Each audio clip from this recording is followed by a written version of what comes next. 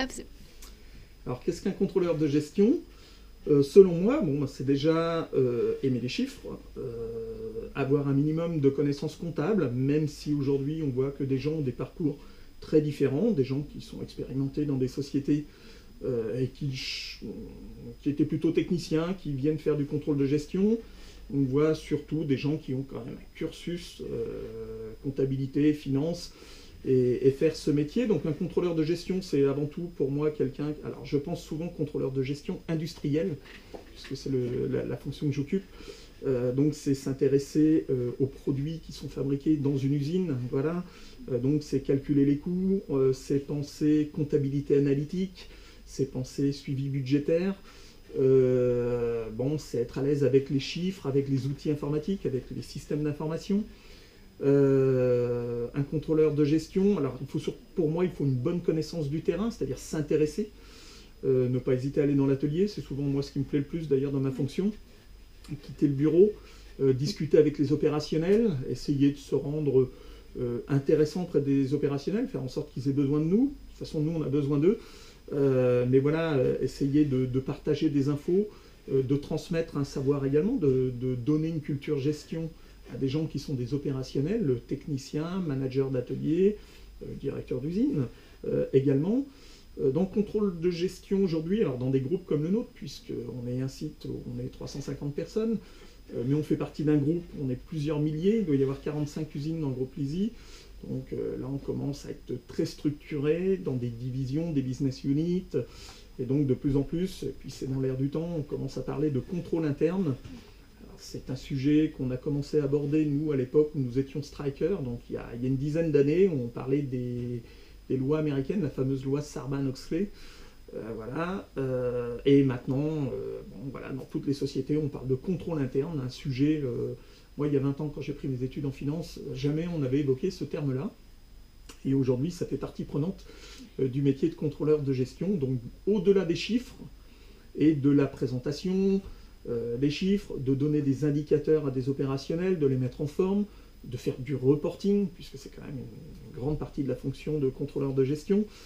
Il y a également tout ce travail lié au contrôle interne, donc c'est éviter les risques de fraude, c'est de mettre en place des processus, des procédures pour faire en sorte qu'il y ait un bon fonctionnement dans l'entreprise et que le système soit sous contrôle, parce qu'en fait, même si contrôleur de gestion, on enlève beaucoup la notion de contrôleur, il y a quand même une opération, on est garant des données qui sortent de l'usine, qui sont transmises aux différents opérationnels, que ce soit à l'intérieur ou à l'extérieur de l'usine.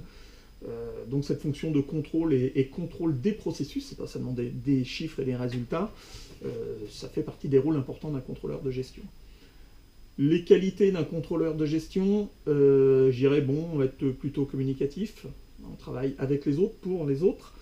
Bon, moi, dans le cadre du contrôle de gestion industrielle, c'est vrai qu'on peut différencier le contrôle de gestion industrielle du contrôle de gestion centrale dans des grands groupes, de contrôle de gestion financier, où là, on va plutôt parler de free cash flow, de notions bilancielles, vraiment de données fiscales. Bon, moi, c'est pas trop ma tasse de thé, c'est pas ce qui me plaît.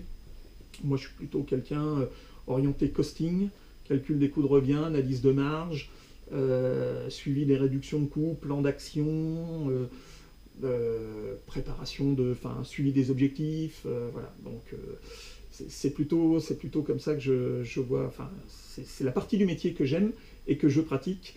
Donc les qualités, c'est d'être communicatif, de connaître quand même un minimum les outils informatiques. On travaille beaucoup sur Excel. Même si tous les contrôleurs de gestion peuvent dire aujourd'hui, et on le lit dans plein d'articles de temps en temps, dans la presse spécialisée ou dans les Échos ou l'usine nouvelle, qu'on met en place des outils informatiques afin de se débarrasser de toutes ces tâches récurrentes sur Excel. En fait, on s'aperçoit que c'est ce qu'on souhaiterait tous, mais on continue tous à travailler sur Excel, et j'irais même de plus en plus, parce qu'on veut toujours présenter quelque chose sous un nouveau format, répondre à une problématique particulière, ne pas diffuser certaines informations en même temps que d'autres. Donc bon, Excel, c'est quand même l'outil principal, à mon avis, du contrôleur de gestion. Donc au-delà de être à l'aise avec les chiffres, avoir un minimum de connaissances, compétences comptables, il y a des prérequis On n'est pas obligé, moi je ne suis pas un spécialiste de la finance, mais il faut avoir un minimum de base, voilà, à mon avis, pour bien faire ce métier. Et puis ben voilà, s'intéresser à son entreprise, essayer de se rendre, c'est surtout ça, mais ça c'est vrai dans tous les métiers, se rendre, alors non pas indispensable, mais il faut susciter l'intérêt des autres, il faut que les autres aient besoin de nous, en fait, voilà, parce que sinon un contrôleur de gestion, dans l'absolu, plein d'entreprises n'en ont pas, plein d'entreprises s'en passent, ce qui ne veut pas dire pour autant que la fonction n'est pas occupée.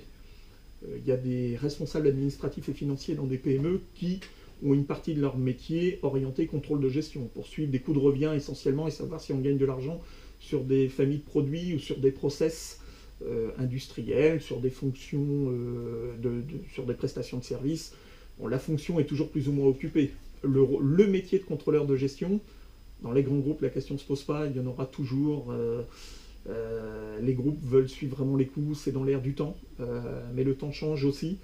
Et on commence à avoir des courants de pensée où justement des gens pensent, en étant plus pragmatiques, de se dire on se débarrasse de toutes les fonctions de support, on va au strict minimum, certes on manque d'informations, mais vu l'économie que l'on réalise sur le coût de l'information, on choisit de s'en passer. Donc une des qualités premières peut-être du contrôleur de gestion, c'est de se rendre, à défaut indispensable, à défaut d'être indispensable, se rendre essentiel. Voilà.